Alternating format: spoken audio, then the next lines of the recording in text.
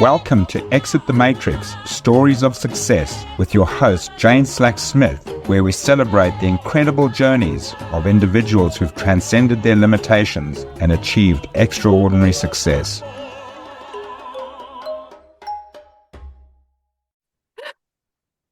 Oh my goodness, here we are again at Exit the Matrix with me, this live book research experiment. And every single week I sit here thinking, could I get a guest that inspires me and excites me more than the week before?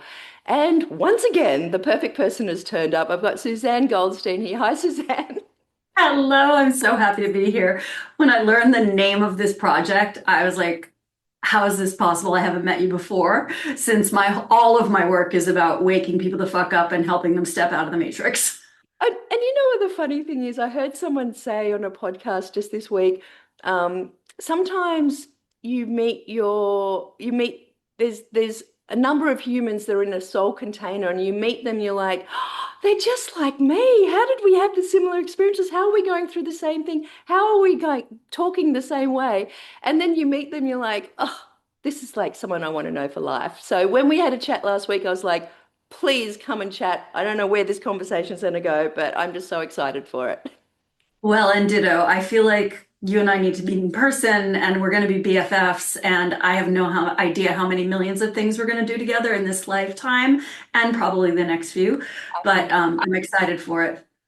Well, let's just get into context here. So I'm going to give you a little brief. Basically, I wrote a book like 13 years ago. It was pretty solitary, didn't enjoy it. And I definitely had the urge at the end of 2024 that I needed to kind of get some of this learning out and these questions and ideas. And I'd been working and coaching with people for, almost over 10 years. And I was seeing them getting in the way of themselves. And I have a premise that the universe is working in our favor and we're the only ones who get in the way. And, we're in this matrix, be it from cultural background or family or society or religion or school or whatever it is.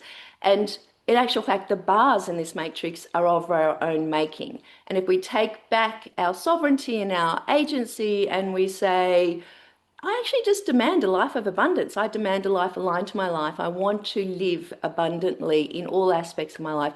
What does that look like? And so part of these interviews is just speaking to people who have been on a path of maybe there's an awareness that something's not quite right. They're in it something and then they get to the next stage of going, I'm awakening.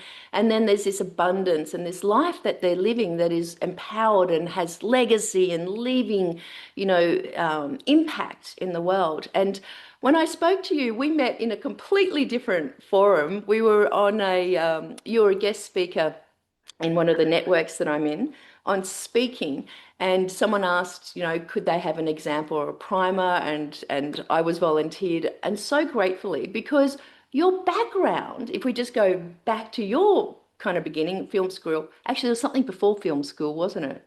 Accounting? Engineering. Engineering, that's right. Like me, engineering, of course. And so engineering and then film school, and then you became a Hollywood, executive producer, and you were teaching how to tell stories. And of course, we've had this conversation. We've all got these stories playing in our head, and you took us through, the hero's journey. So I just want to come back to that. You had these kind of transformation moments before you moved into coaching, and bringing this work to the world. What was that like for you? Was there like a major shift or awakening or moment when you went, oh, it's not engineering, it's film, it's not film, it's coaching? Like, what was that for you? So I'm not going to give you a direct answer because I don't really have one. I am a person who has followed my whispers my whole life. And sometimes the whispers are very loud, and so they're hard to ignore.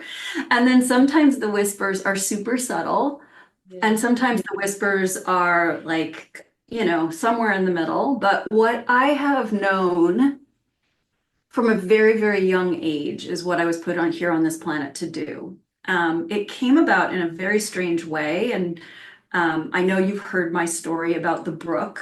Please share it. Please share it. Okay. So when I was 5 years old, I had these two friends. One was named Kimmy and one was named Kathy. And we grew up in the woods outside of Boston, and literally the woods was our heaven. And this was back in the days where parents would open the front door and say, be back by the time that the street lights come on. Mm-hmm. So we would just go run around in the woods. And I had this friend named Kimmy, and she had a brook behind her house, which was a treat. And so we would go play by the brook. And at this brook, and I'm going to tell the abbreviated version of this story because it can go on, is that it was our heaven. It was our where we're going to be princess and president. It was that kind of brook. And then the winter came, and we couldn't play by the brook anymore because there was snow everywhere. And we came back to the brook in the spring, and I couldn't really find the brook. Mm. And that sounds weird, but I live in a forest and there was lots of pine cones and pine needles and branches and leaves and trees and all kinds of stuff that had fallen into this brook. And so I looked at the brook where it had been, and I see this teensy bit of water struggling to get down where it's supposed to go. And to my 5-year-old brain, this is something I really wanted to fix. And so I dragged my friend Kimmy to the brook all the time for about what felt like forever, but was probably 2 weeks, until every day, you know, that spring water that's so cold in your hands, it would make our fingers freezing. But we were clearing out the brook because I felt bad for the water that it could not flow freely. And so I think from a very, very young age, I had a sense of what I was meant to do here, that I was meant to help people free themselves, to flow freely in their lives, to not be obstructed by the leaves and the pine cones and the things and the branches that fall in our path. And that's what the system is. The system puts us in a place where we allow things to fall in our way because of the shoulds, the ought tos, the have tos, the imprints, the coding that our family and our society put upon us.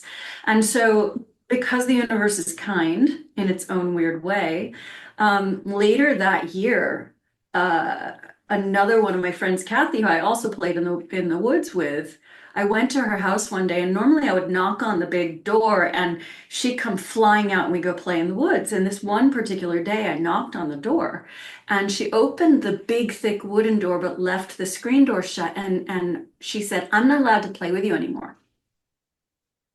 I'm like, why? She said, because you're a Christ killer. I'm like, what's a Christ killer? And she slammed the door in my face. Now, at this time, I didn't know I was Jewish. I didn't know what religion was. I certainly didn't know what a Christ was. And I went running to my mom. I'm like, Mom, Gabby will play with me. My mom's like, what'd you do? I don't know. I'm a Christ killer.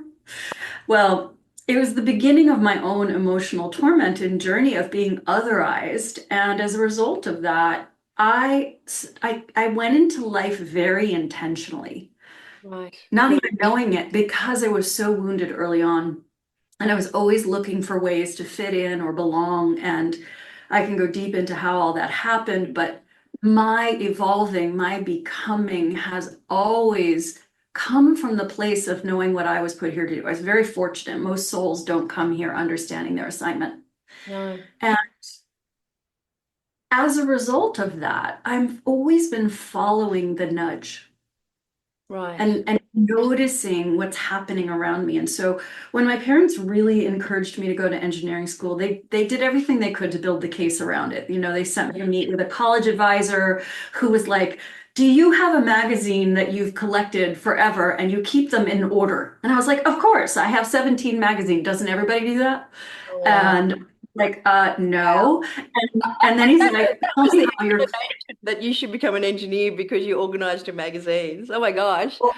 Then he said, do you tell me how you've organized your closet? I was like, oh, well, it goes, you know, sleeveless shirts, short sleeve shirts, long sleeve shirts, turtlenecks, you know, pants, skirts, dresses. And he's like, okay, anything else? I said, yeah, well, within each section, it's by color to the rainbow. And he's like, I think you should be an engineer. And I flipped out and I was like, my parents paid you to say that. But I didn't know what an organized brain was because I just had one, right? And so I Realize I probably shouldn't have been an engineer quite early because I didn't do any of that. It's like, where are the clothes in the cupboard? I have no idea. I didn't know that other people didn't organize their closets that way. They Mm, like had a skirt next to a blouse next. I was like, how do you find anything? mm, So I did go to engineering school and I'm so grateful about it. I know you and I, Jane, have talked about like if-then statements and how they can really help you solve big issues and challenges in your life. And I'm so glad I went to engineering school. But the whole time I was there, I was taking every arts class I could take, every film class I could take, every you know, literature or whatever. It was just like I filled my bucket with arts and theater and film and singing and dancing and all the things. And every weekend I had an argument with my parents about them saying I could do it as a hobby and me saying I want to do it as part of my life. And so when I graduated, I went and to prove them wrong, I'll be honest. I have, I I went have to, I have to be honest with you. You have dropped so many things here that I'm writing notes going, okay, so there's 2 hours of conversation just there. We're not even going to move on to anything else. But can I just bring you back to the beginning of the yeah, story with Kimmy? Because, we talk about, and we started this conversation, Joseph Campbell, the hero's journey. And for those of who are not aware of that, pretty much, someone who, like yourself, we'll get you to explain it, but has once you see it, you can't unsee it in pretty much every movie that you've ever seen. And what you're talking about is it playing out in your life. You had this winter, the winter that changed everything. And I think there's a lot of people who have these, they talk about the dark night of the soul or, this major thing that there's this threshold and they get to choose what happens. They get to choose that the brook is bogged down and we can't do anything, or let's clear the brook. And for you to then move on to this also experience where your best friend puts you into a box because their parents are telling them a story, and then you're taking that story and that's changed your life. This idea of, the stories that we tell ourselves and the choices that we have, I just want to expand on that because, I mean, you obviously, if we fast forward, you've coached with a lot of people. Do you find that this whole navigation of, the hero's journey is something that people are living out unconsciously? no. I think that well, wait, actually, let me answer that differently. Unconsciously, yes, but I don't know if everybody's given the opportunity to live a hero's journey and be the hero of their own story because they've decided that they're a background singer or they've decided that they're a extra on the movie. They haven't centered their story around themselves. Mm, Um, and that's because, especially for women who are constantly being shown models of take care of everybody else first, mm, I think most women, especially, and people in general, are blinded to the infinite possibilities that exist when you decide that you are the writer, producer, and director and main lead actor in mm, your own story. mm. I was lucky because my story has been challenged so many times that I've literally by very significant things that I have had to literally face up against brick walls Mm, that made me look at the story, that gave me the opportunity to look at the story and to yeah. decide in my own hero's journey every time, am I going to take that fork this way or fork that way, which is the main component at the end of the first act in the hero's journey is the hero is faced with a big decision. Yeah. And most people don't take the moment to make that choice, to make that decision. They go with what they consider to be fate. The Mm, famous Carl Jung quote, right? And I'm going to probably mash it up, but it's like, until we make the unconscious conscious, mm. we will live that life and we'll call it fate. So this is interesting because you've talked about whispers a few times, and it is that that moment of that whispers, the what do they call it, the angel feather, or the, before you get the slap in the face. Like sometimes people don't get the slap in the face, these big dark moments of the soul, these great crisis points, but there's a lot of these little whispers that are saying, look at the other path, maybe talk to this person, take this stream. Did you find at that your young age, having gone through that type of experience, that you were more open to listening to intuition, whispers, divine spark, whatever it is that others miss? I can only take from that period of my life people who I knew, which was my family. And, I eventually started making more friends because Kimmy moved away and Kathy, her family eventually moved away because my parents were like, we're Jewish and we're staying here. Wow. Yeah. So, um, how do I want to address that? Because these whispers can be ignored, right? But you, from a young age, actually took a bit of ownership of, I'm going to clear the brook. I'm going to address, why does my friend not like me? And how am I going to turn up like that? And, I think your story goes on where you found other outcasts at school where you then identified as the others. And Yeah. you then had a whole different path of, opportunity and knowledge and experiences. But, Yeah, that, and I think that opens your mind, right? Because so I grew up in this very Tony town. We were not the wealthiest family in a very Tony town. My parents were very much about get the right real estate, even if the house is this big. And that's how we grew up. mm, Um, and, I watched my parents, who I love very much, work very hard to make life better for their kids because my dad was, first generation American. And he really wanted us to be able to excel. And for his mind, excelling was educational perfection and athletic prowess. And that was kind of the curriculum that I mm, was brought up in. And so I was living outside the curriculum. mm, My curriculum became different so early on because I saw how other people lived. I mm, had play dates in the inner city of Boston with Black kids because they felt more like me than the kids in my own town who I always felt so separate from. And so my eyes and my purview on life were so much broader than mm, even my siblings. mm, They both went to college in Boston. They both went to grad school in Boston. mm, I went away for school and I went away to live in different countries and really just fill my cup with different ways of seeing the world and also tuning into different whispers, right? Sometimes you get a whisper of, hey, that's not safe over there. yeah. Sometimes you miss that whisper and you get an opportunity to learn a big lesson about safety. It Mm, just depends how tuned in you are. And so mm, I would say that not a lot of people at a young age have an opportunity to start seeing the world differently. So my wake up really started at age 5. And then it paused for many years as I was trying to play the Matrix game. I yeah. became an outstanding athlete. I became a really spectacular academic uh, because the pressure within my household to do so and to get love from that Yeah.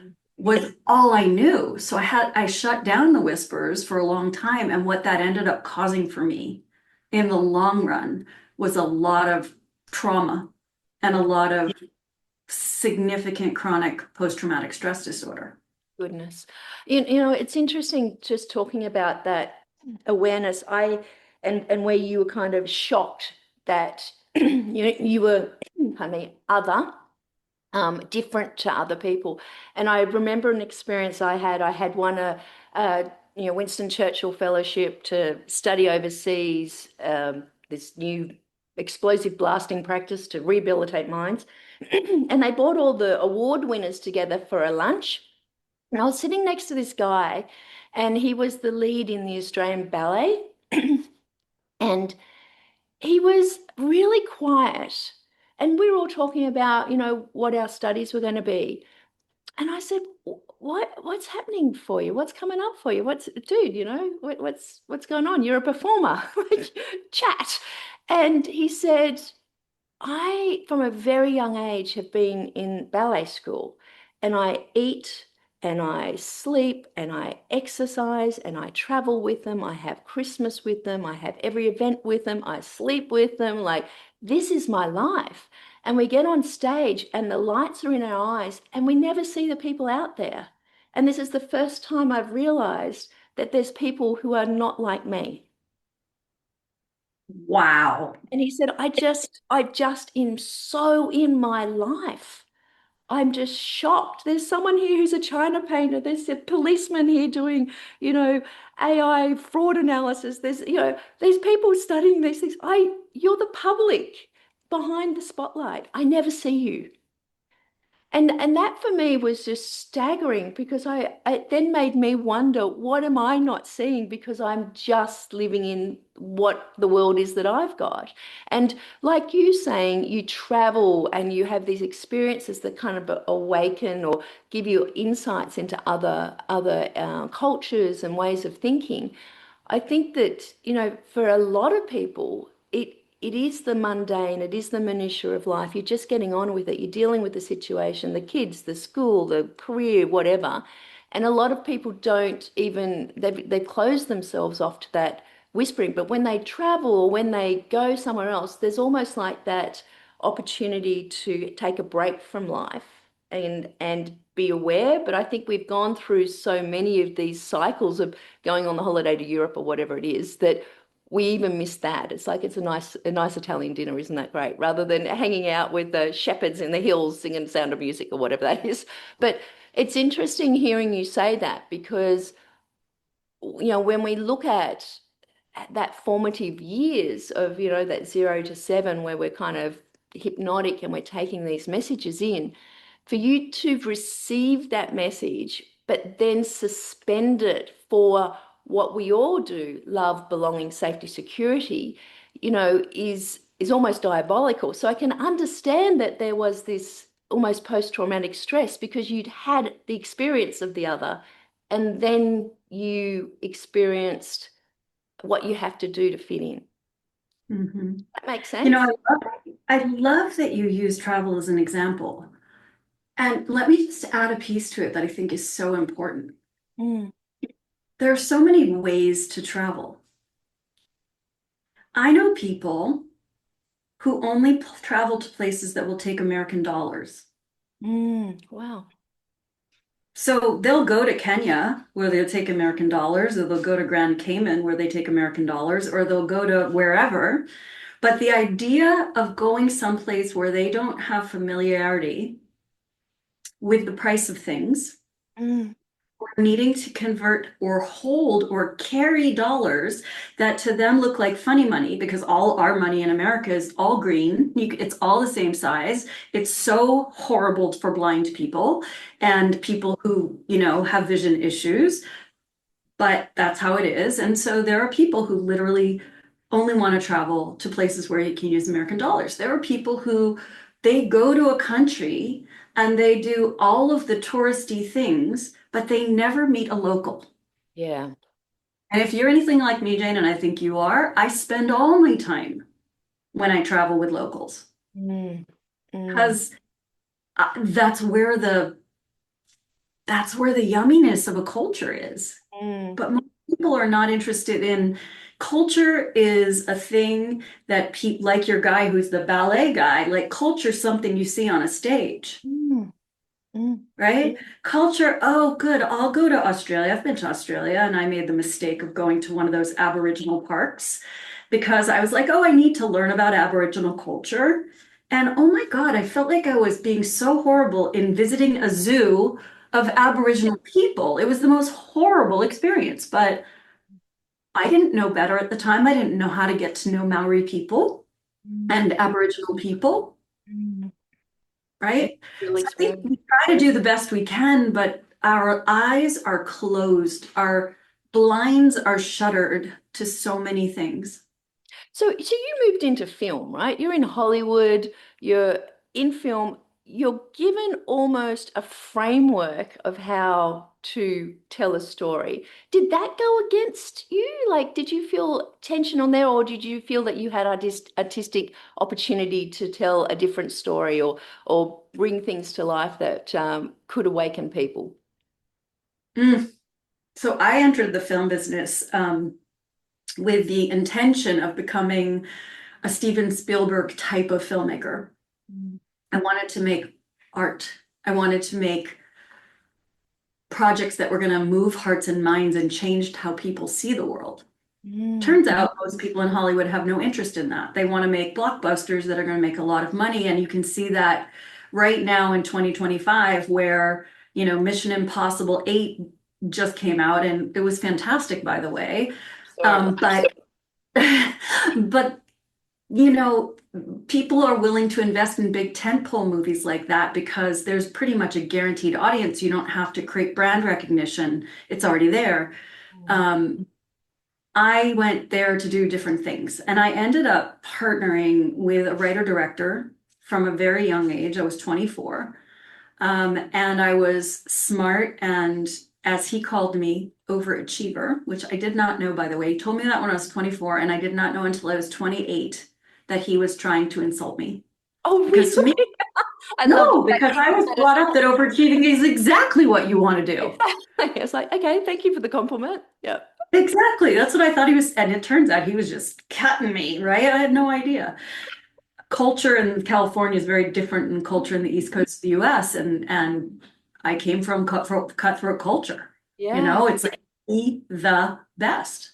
Mm. And so when he actually generously started teaching me story structure, what I felt was it gave me a scaffolding to be as creative as I wanted to be. Sometimes it's easier to be creative within some kind of scaffolding. Sometimes it's easier to grow within some kind of scaffolding. It's why I love the coaching container so much, because I can provide for my clients some scaffolding for what they're working through. Yeah. And allow them to get the support they need as they're working through it. But in a coaching container, my job is not to give the answers. My job is to demonstrate what the answer could look like and then help my client figure out how to get there. Because if I just tell them, it doesn't work. Well, what I love about what you're saying there is that framework gives some predictability because you know the path, you know the journey, and it can vary within the boundaries, but they're not boundaries that are matrix defined. They're boundaries of success orientation that can guide people gently and bring them back on the path. Because I think it's really important that what you're saying is around the fact that even the framework of you are acting artistically with the story structure gives you some confidence and clarity of the predictability of the end result. Yeah. And I remember I hosted this thing when I was young. I used to run a theater company in LA, and we pulled together a bunch of alumni from my college to have a conversation about creativity in the entertainment business. Yeah. And one of the young people in the audience asked a well-known TV writer and producer how they felt about working with a studio. Because a lot of people think of the studio system as the evil empire. Right. All the people who are trying to restrict their budgets and restrict their creativity and blah, blah, blah. And this gentleman, who is incredibly successful, says to the young man in the audience, I love when they give me constraints. Like if they want me to do a TV show about two people who are trapped in a snowstorm in New Hampshire, and that's the constraint, I get to make that into anything I want. Whereas if they gave me nothing, I don't know what they're looking for. So I'm guessing in the dark and hoping it's going to appeal to them. Yeah, right. I don't know if you guys have ever done any like visual design work or decorating your home, but there are people who can see it before And there are people who need to see it to understand what it's going to look like. So, do you like a green couch? Well, in the abstract, I do. Do you like a green couch in your house? I can't even see it, right? Whereas I can not only see the green couch, I know what shape it is, I know, etc. I can be as creative as I want if I can see within the constraints. Oh gosh, I love that. And what's really resonating with me there is that when we when you have a limit, like I'm thinking I think it was the publisher of Dr. Seuss said to him, I need you to write a book. Can you do it in 35 words? Mm, His most famous book is that. There's 35 words, and it was like yeah, it's almost like a, challenge on, but I know what we're working towards. Because I think that end result and that vision of what you want is so important. Which brings me to the work that you're doing now, like Energy OS. You knew at the age of 5 that you were here to unblock people. You were here specifically, for working with women and very brave men, but you're here to help people remove the debris. yeah. So when you're doing that, and I'd love to hear a bit more about Energy OS, but when you're doing that, and you're creating, these boundaries for them to operate in, how do you navigate those that are like, I think I've been playing by the rules. I'm kind of not getting what I want. I want this life of abundance and opportunity. Like, how do you awaken them to the whispers? How do you awaken them to the energy in themselves? Like, what's that look like? And can everyone do it, I guess?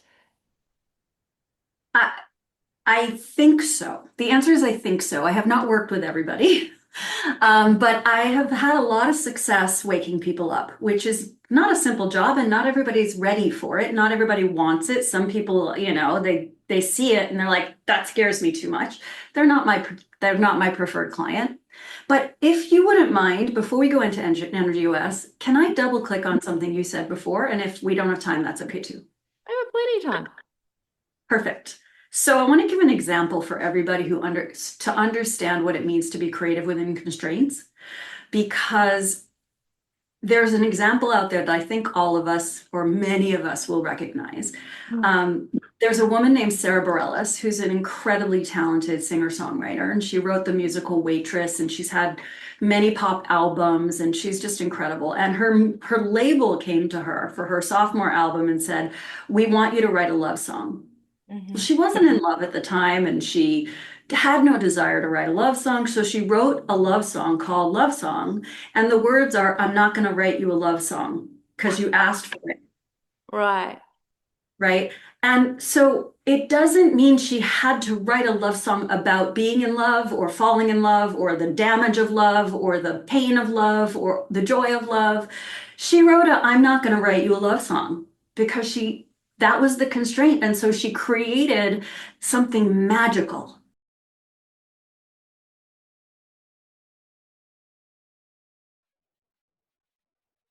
So, just a quick message. I hope you're enjoying this podcast bonus session.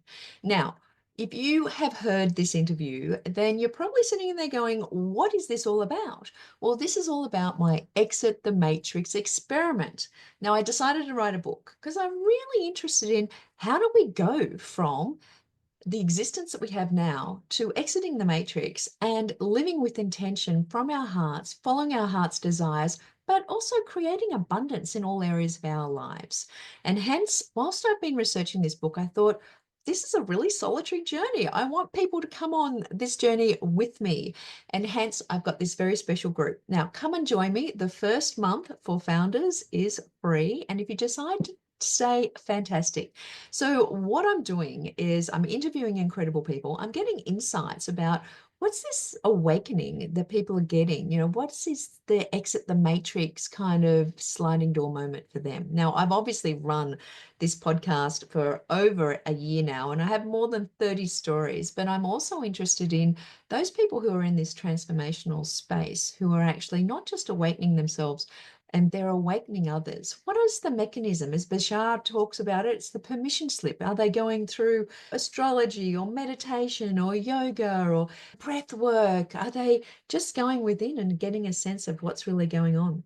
So that's what all the Exit the Matrix experiment is about. I'm going to let you get back to the interview, but if you want to join me, go to exitthematrix.today/ETM with me, which stands for Exit the Matrix with me. So that's exitthematrix.today/ETM with me.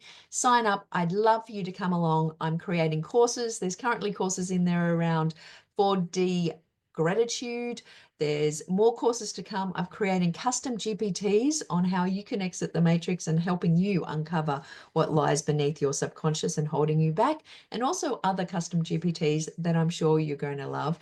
And most of the speakers are actually really motivating me. So I'm creating courses, I'm creating ebooks, I'm creating experiments you can try, I'm creating tools that you can use, and I'm also writing a book. So at some stage, I'll get to writing the book. At this moment, it's just all about the research. And I hope you choose to join me because I'm really excited about this experiment. So I'll get back to the interview now. Enjoy yourself. And as always, here's to your success. Within the constraint. So if we can start seeing constraints as opportunities to unbuckle the seatbelt, as opportunities to actually take the step and jump out of the airplane, like that's, I get goosies just thinking about that. And I think anyone can access that. What's interesting, it brings me back to when my book publisher approached me, back in 2011 and said, we really want you to write a book about property investing, renovation, etc. And I was like, oh, I'm not really a writer or an engineer. I can't spell, grammar's not my thing. And they said, no, but you're teaching this stuff. You've got these, you put it into a book. And I was like, oh, okay. So I've signed the contract. I've got a nice advance. It's all lovely. And they said, but by the way, you have to have renovation in the title. And I said, why do I have to have renovation in the title? And they said, oh, the biggest bookseller in Australia has a gap at the moment in in their shelves, and they've got nothing on renovation. So you have to write a book on renovation. I'm like, no, I talk about strategic research and how to understand. And they're like, well, we need renovation in the title. And I had that opportunity of kind of like being the holy rebel, or accepting, oh, I got a book deal. I can actually manipulate this. And what created from it was, a beautiful framework of the Trident strategy, which included renovation, but I got to tell the story that I wanted as well. So hearing you say that actually prompts me to think, yeah, you can have the choice of seeing the matrix, seeing the boundaries, seeing the constraints, and choosing to work within them gently, that kind of complies, but gives you the opportunity for your own self-expression. And that ultimately, Jane, honestly, is what the Energy OS the system is all about. Because let me just give you a little bit about how it works, because I think if I explain how it works, then people will understand it better. So 95% of our behaviors, our daily behaviors, reaching for your bottle of water, turning the keys on in your car, whatever, 95% of our behavior is dictated by our unconscious. Yeah. We're not even aware we're doing it. When's the last time you thought about brushing your teeth? 5% comes from our conscious mind. I'm choosing this. I'm intentional about that. I'm listening and I'm responding. I'm not reacting, right? Well, it turns out there's a part of our consciousness that most people don't talk about. And I always like to pretend it's right here in the forehead.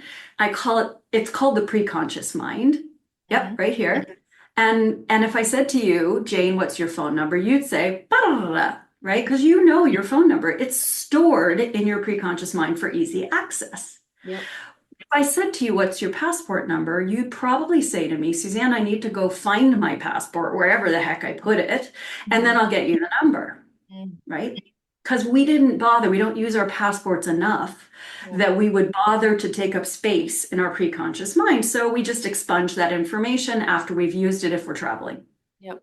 So what if I could help you install codes, imprints, tools, frameworks, teachings into this part of your preconscious that could help you navigate various different types of situations so that you could make the unseen seen. So you could make your unconscious conscious. Mhm. That's what we're trying to do in Jung's quote, make the unconscious conscious. Yeah. So if suddenly I am aware of how I'm doing something or why I'm doing something or my motivation, or even the simplest one, the emotion behind what I'm doing. Most people even miss that one.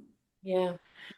So if we can start to understand that, and we start to see that there are helpful codes in our life, and then there are codes that really belong in our history. Mm. Like, I love that my parents taught me to work hard, but I don't love that they pushed me for perfection. Yeah. To this very day, I always say the only perfection is progress. And I judge myself or evaluate myself based on who I was yesterday and who I'm managing to be today. That's it. Mm. Because if I'm constantly judging and evaluating myself against other things like other people or who I used to be or who I wish I were, Yeah. I am not being present. And therefore, I'm striving for perfection and I'm not living this life, which means I can't hear the whispers. Mm. The whispers are the present moment.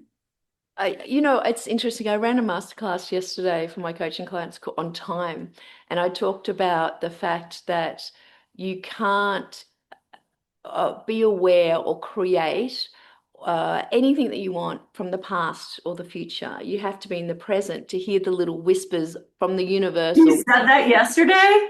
yeah. And so the fact that you say that, I'm like, tick, I'm glad we got that right.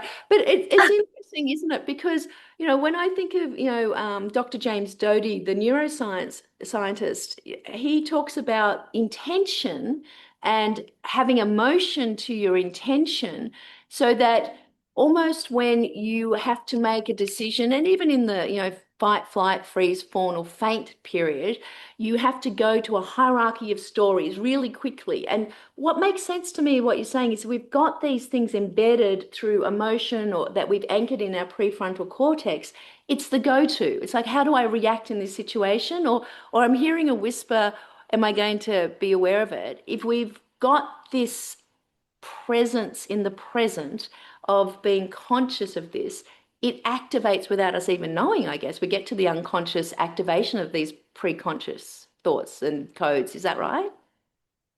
Yeah, I mean, so I have one of the codes I teach is called the vestibule of now. So this is very present for you because you were talking about it yesterday. And in the vestibule of now, and it's a visualization plus teaching plus framework. It's pretty powerful. But basically, the idea is this: the vestibule of now is, and I encourage if your audience members who are listening to this are not driving, take a second, close your eyes for a minute, and take a couple of deep breaths on your own time.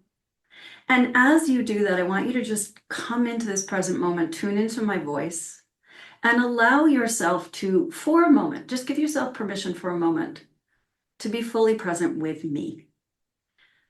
If a thought comes in, it's just like a puffy cloud. Let it blow by. Don't let it interrupt your ability to tune into me. So in this moment, in this present moment, there is nothing else but my voice. Now, I want you to imagine that you're sitting in a room and it's circular and it's white, and you are in the coziest chair on the planet with a cozy blanket on top of you. There's a skylight with sun coming in. It is the perfect temperature in the room, and you are happy. And whether my voice is there in that present moment or not, doesn't matter. This is presence, just being there. But here's the challenge. Imagine to your left is the hallway of your past. And in that hallway, you notice when you stand up from your chair that the pictures on the wall are literally photographs that you took on your phone yesterday. And then you walk a little farther down the hall and it's photographs from a week ago. Everything's framed. It looks beautiful. And as you're walking down the hallway, this is the hallway of your past, and every single thing that's ever happened to you, for you, against you, by you, to someone, to you, everything about it is in these photographs, these snapshots on the wall. the moment that someone teased you, the moment that you got a divorce, the moment that you got married, the moment you had your first child, the moment someone hurt you. Every single one of these moments exist in this hallway. And for some people, this is very traumatic to look at, and some people it's very joyful, and everywhere in between. But one truth is here, which is at the end of the hallway, there is a door. And there is laughter and light coming out of that door, and you walk up to it and you notice it's the day that you were born. And in this day, there's no coding. There are no imprints. There's no shoulds. There's no Susanne, go to engineering school. There's nothing like that. People are just happy that you decided to come earthside, to be present. And they're celebrating it. And I call that state of being me. It is pure and it is untouched. Now, you have some ancestral coding. We can talk about that another day. We're not going there right now. As you then grow up, so now you're taught, first you're crawling, then you're toddling, and then you start walking up the hallway of your past towards your present. And you're noticing all these pictures on the wall. For instance, one of mine was me winning a race, swimming. Another one of mine was getting into an Ivy League college. These were things that had been programmed for me that I was supposed to do. And if I didn't, I wasn't living the path that I was told was important for me. And I noticed all those things. And so as I walk down that hallway towards my present, and I notice all of the, let's call them codes and imprints, what kind of people are good versus not good? Who should you be afraid of versus not afraid of? What do people tell you matters? Who deserves your judgment? How should you judge yourself or think about yourself? Or is it terrible that you want to practice self-care? All of those codes that we learned from our moms, our dads, our school teachers, our society, the shoulds, the coulds, the oughta, the would'ves, all of that stuff exists in this hallway. I call that state of being myself. You become myself by walking up the hallway from your birth to this moment. Before you step into the vestibule of now, you, Jane, and every one of your listeners gets to choose which of these imprints and codes you want to leave in the hallway of the past, and which of those imprints and codes still serve you to this day, and you want them in your life. They're helpful. I love that my parents encouraged me to have a high drive, but not perfection, like I said earlier. So as you decide that you're about to step into the vestibule of now, you're choosing which codes to leave behind, which ones to take with you. And I call this new state of being I. Now, we've just developed a relationship with me, myself, and I. Me, uncoded.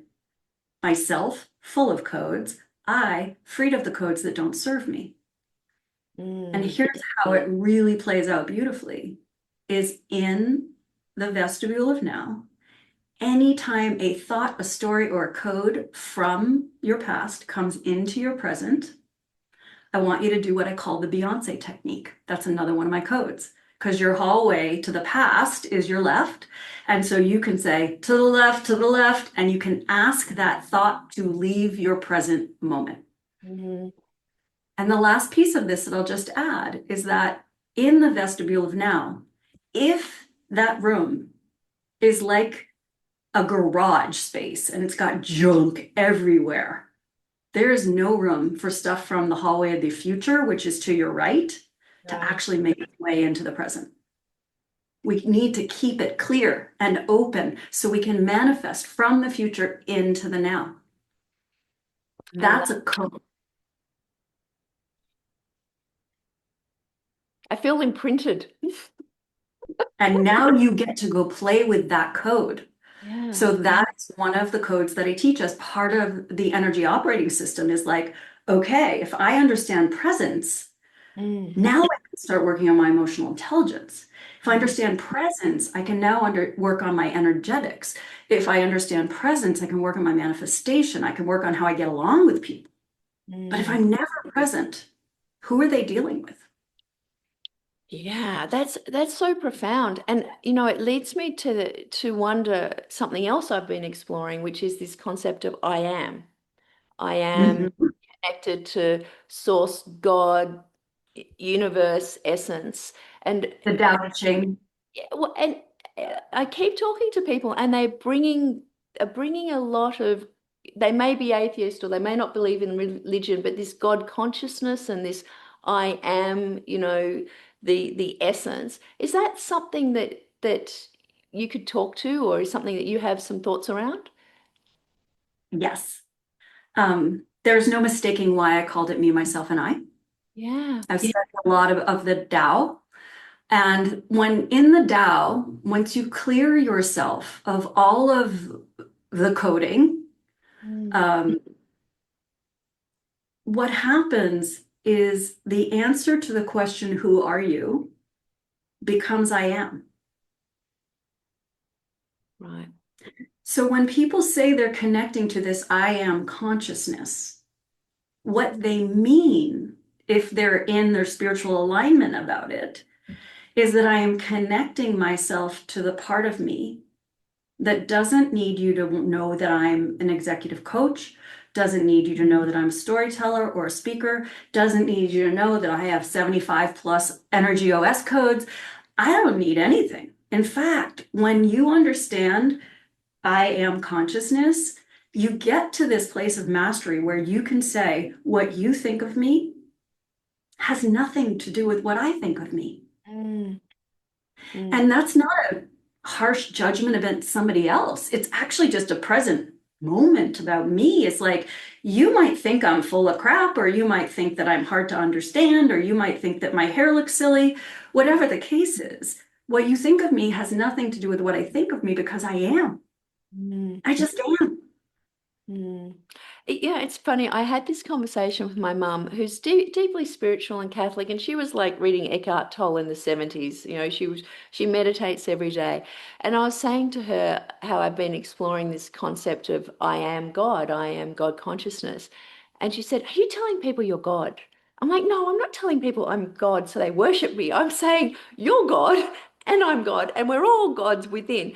And she was like, "Jane, that's heresy." Like, you could be smited down, and like the old Catholic guilt came up, and I was like, and it was interesting hearing it from her saying that, because for someone who is quite as she is, quite open, and I am, all of a sudden the structure of, oh my God, you're going to be smited because you think you're God, came up. And what really I had to sit with then is going, no, I am. I believe I am. I have the self-referential opportunity to step into life how I want to be.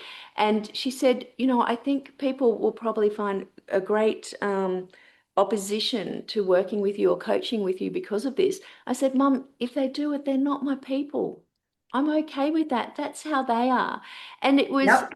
kind of liberating, right? To go, you don't have to be everything to everyone. And when you stop looking to others and you have that identity of, well, this is who I am, kind of suck it if you don't like it, then there is power in that, claiming that for yourself. And I imagine that's what you see with your clients. For sure, the Catholic Church is one of the most coded, imprint filled places. I Mm. mean, the whole world just watched as we got a new pope, right? It was as if that pope was for all of us, which thank goodness I think he is going to be for all of us. But I mean, it fascinated the world because there's this system and this structure that exists, and the people who grew up in the Catholic faith, no fault of their own, there's a pageantry to Mm. Catholicism. There is a separation of power in Catholicism. In fact, until the Vatican II, which is when I was called a Christ killer, it was pre-Vatican II. It was Vatican II that decided that church should be done in local language, not in Latin. And that was also the time when it was announced that the Jews did not kill Christ, that Jesus was actually a Jew and he was killed by the Romans. But until these times, what the codes are that are dropped in from the top and then brought through all of the bishops to all of the, I don't know Catholic hierarchy very well, but down into the priests. And it gets to the congregants, and that's what you're told to believe, hence why this family decided to tell their kid that they couldn't play with me anymore. There's so much coding in these systems that we revere. And so to your mom, her reverence for that system, she's now worried that you've stepped outside of the system. You've freed yourself. Now the question is, how much freedom can we create in our lives? I have freed myself from many systems, and yet still I need to pay bills like everybody. Yeah. I would love to live in a post-money world. People give to society what they can, they take what they need. I'm not a communist. That's not what I mean. I actually love capitalism as long as it's not greedy, but that's hard to stop. But my point is, we all need to pay bills, right? There's logistics in that system. And until we solve that system, everybody needs to go out and make money. So which systems have we freed ourselves from? And what systems are we still bumping up against and having, again, a whisper going, there's something not quite right here, but I don't know how to break through it yet. And yet, by the way, is one of my favorite words. Pardon? It's the myself hallway. It's all of the systems in your myself hallway of your past, and you get to choose now. And it's scary, and there's grief, and you lose people along the way, and you have to be powerful and willful, right? There's a energetic power around making those choices. I remember sitting my parents down, very close to my parents. They're turning 90 this year. And I remember sitting them down, God, I don't know when it was, sometime in the past decade, and saying to them, this is going to sound very strange to you, but I need you to know that I'm what's called a starseed. And I was actually put on this planet as a soul to help humanity rise. So if I'm not doing things that make sense to you, because you know I'm capable, you know I built over, helped build over 100 tech startups. You know that I taught social entrepreneurship at Harvard. You know I've done all these fancy things. And now I'm trying to teach people how to free themselves. What are you talking about, Susanne? Right? I have to help them understand that I've been doing this my whole life. In different ways. Yeah. How did that conversation go? It's built over time. The fun thing is that my mom has a lot of psychic ability, but she denies it and calls it coincidence. However, one of my favorite spiritual teachers, Wayne Dyer, he talks about the word coincidence because there are no coincidences. When you live in a spiritual world, there are no coincidences. Everything goes together. And what he says is the history of the word coincidence, the etymology of this, is that it's two angles that coincide. They go together. And so when you say things are coincidence, we've made it in our system, in our society, in our matrix, to mean a spooky, weird, unexpected thing that is just improbable. Yeah. That's what we think a coincidence is. But it turns out a coincidence actually means in its etymology, things that go together. It's funny, my mum, from a very young age, whenever she needed a park, she'd go, parking ferry, give me a park. And there was always just a park. And I remember my son, who was like 2 or 3, and we were in Sydney.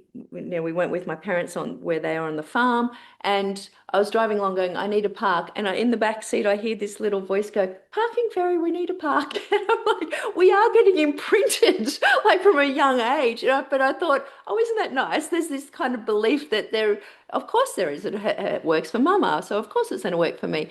And yeah.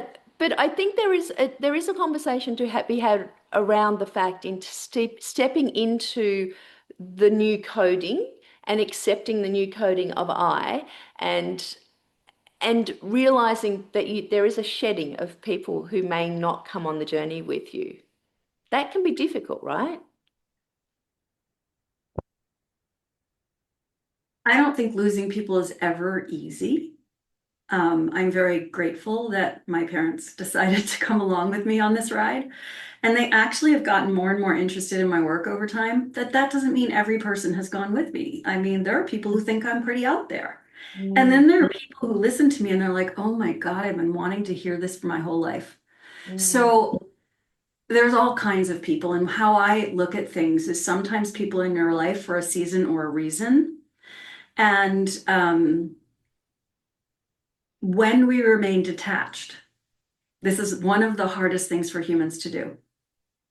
mm, And I will tell you, it took me a long time to learn this one. I mean, been on my own growth journey for 61 years old. It's been a long time of personal growth. And this one took me a long time. And again, a lesson from Wayne Dyer in his amazing work, The 10 Secrets to Success and Inner Peace. Number one is be open to everything and attached to nothing. And what he defines as detachment is so brilliant. And it took me 5 years to remember one word. He says, remaining detached doesn't mean I don't like being with you. Doesn't mean I don't want to hang out with you. Doesn't mean if we're in a romantic thing, I'm not attracted to you. It means that when I don't get what I want from you, I am not incapacitated. ooh, And very interestingly, it took me 5 years to remember the word incapacitated. Now, I happened to have this lesson come to me when I was going through my second very deep, dark suicidal era of my life. And it came after one of those walls. I found out I was a cough away from being a quadriplegic, and I had to go through some very serious medical treatment and some serious problems afterwards. And I'm like, I used to get triggered or activated negatively, and I was so attached that I'd go down for years. right. It would take me years to get out of that depression, to bring myself back to even some remote kind of stability, Mm, because I had no detachment. What everybody thought of me affected me. What everybody did around me, my lenses were broken. I call these, excuse me for reaching, I call these my victim glasses. And I wore victim glasses for decades without even knowing they're on my face. And it took me a long time to start to understand that things incapacitated me on a regular basis. So mm, when we create that detachment, that space, it allows us to say, hey, if you don't like the journey I'm on now, I want to say I love you. Thank you for being with me for this part of the journey thus far. mm, If our paths ever cross again, I welcome it freely mm, and I wish you love. mm. But Yeah. when you're attached, I want you to go with me. Why don't you see where I'm going? What do I have to do for you to come with me? What do I Yeah. have to do to get you to love me as I'm going there? So 75 codes, right? And all of the plus that you've got that you can help people put into the prefrontal cortex to be the go-to for them.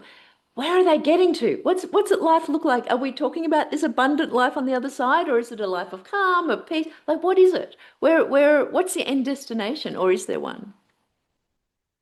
Well, I call this concept finding true freedom. It's actually what my new book is going to be about. And my version of true freedom and your vision of true freedom are different.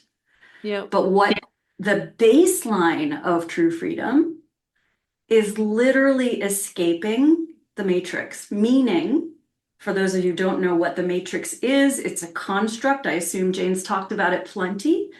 But it's a construct where we have literally been made into productivity factors in a society that it wants to keep us on the hamster wheel so that we keep producing energy, capital, products for the system.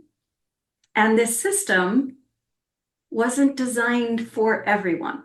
Mm, So the way I like to describe this and how you ask me, how do I wake people up? And this is the easiest way to wake people up, to at least get them to see the system. yeah. So I have a kitchen, and my kitchen I built.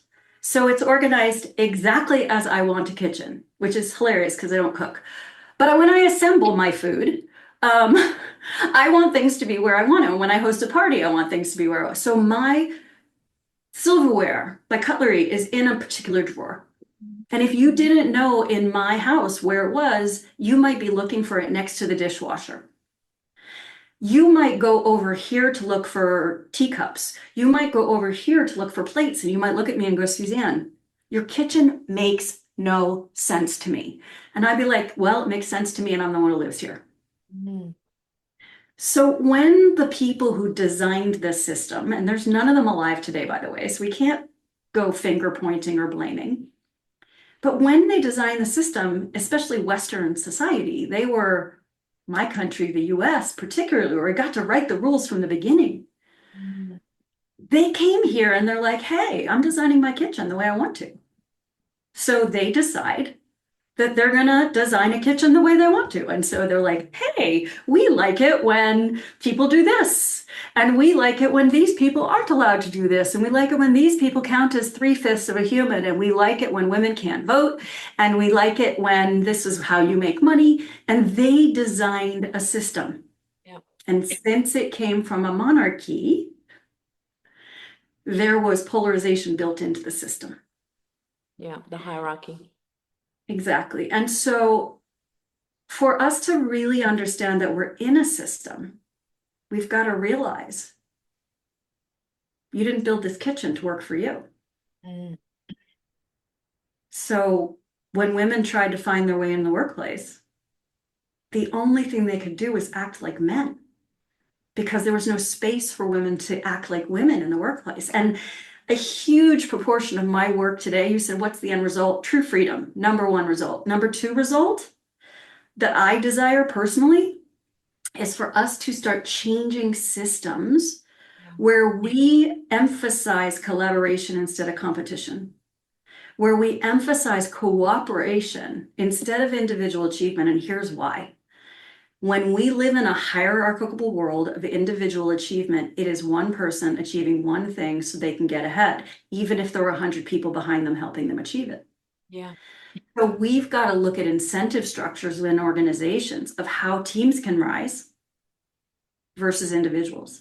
And until we do that, until the team gets a split of that huge CEO salary, Mm. because the team is what allowed the CEO to get there to begin with, we're still living in someone else's kitchen. Yeah. Does that make sense? Absolutely. And I think I think we'll have to have another conversation, but I think the linkage to universal income, to AI freeing people up from jobs, there is this shift coming that everyone's kind of feeling like, the star children are feeling in the world, and I'm hearing from them. They're going, there's something that's coming, and maybe it is activated by AI, but there's an opportunity to rewrite how we make money, share money, contribute, see ourselves.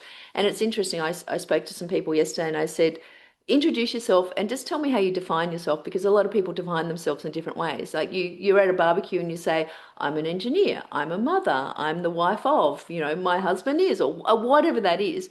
And it was lovely to do that because people turned up going, I'm a truth seeker, and or something that actually really struck them. And out of everyone that was there, everyone had to think about how they would identify and themselves.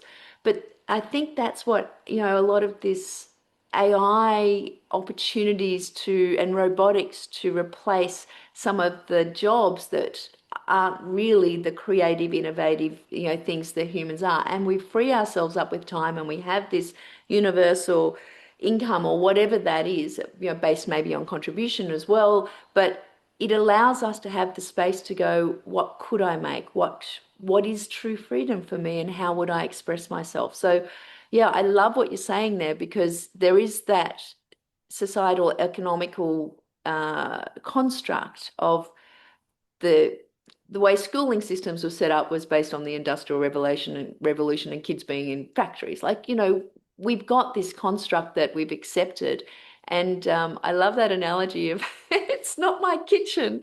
I want to design my own kitchen. And I've got to tell you, can I tell you my secret design for my own kitchen? Yeah. I saw this once, this is completely aside, but they had two dishwashers. Mhm. And one had a green magnet on it, one had a red. And basically, you take the things out of the green dishwasher and use them and put them in the red. So you don't have to store things because you know how you just use the same things all the time. So you can reduce it on all the storage by just having two dishwashers beside each other. So that's my dream kitchen. I love it. And so you shall have it. As soon as you say it to the world, it shall be true. I love that. Okay, we have explored so many different things. People can reach out to you at SusanneGoldstein.com. As you've heard, Susanne is probably going to have to come back and chat to us more in the future. But I really loved the conversation that we had around this.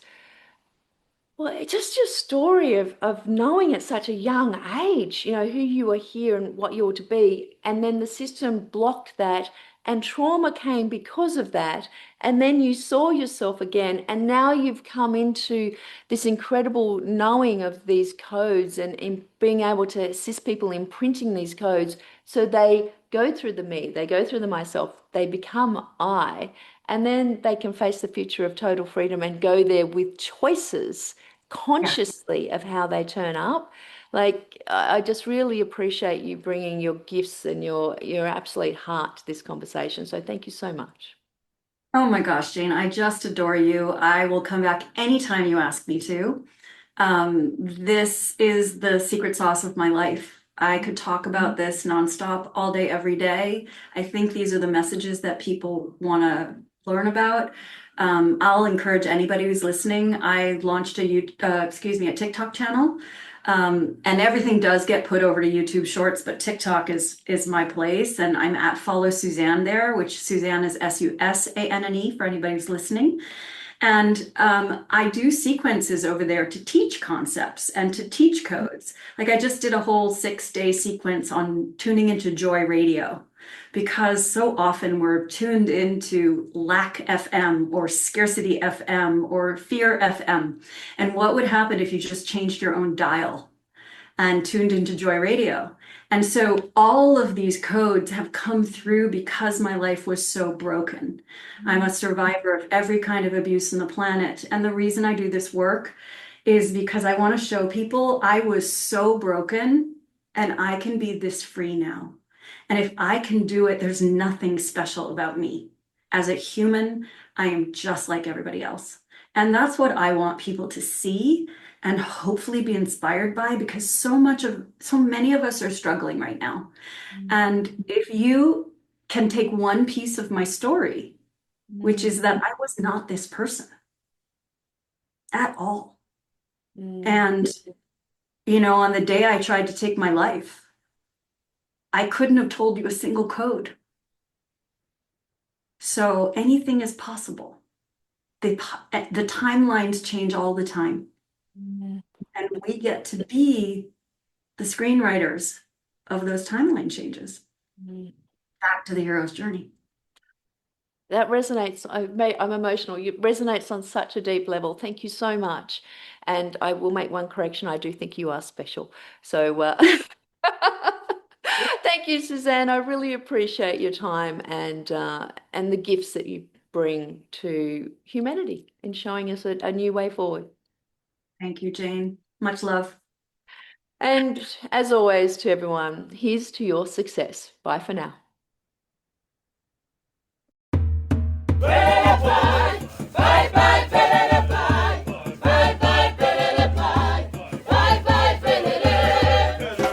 Thank you for listening to Exit the Matrix, Stories of Success. Make sure you subscribe to future episodes at www.exitthematrix.io. Until next time, here's to your success.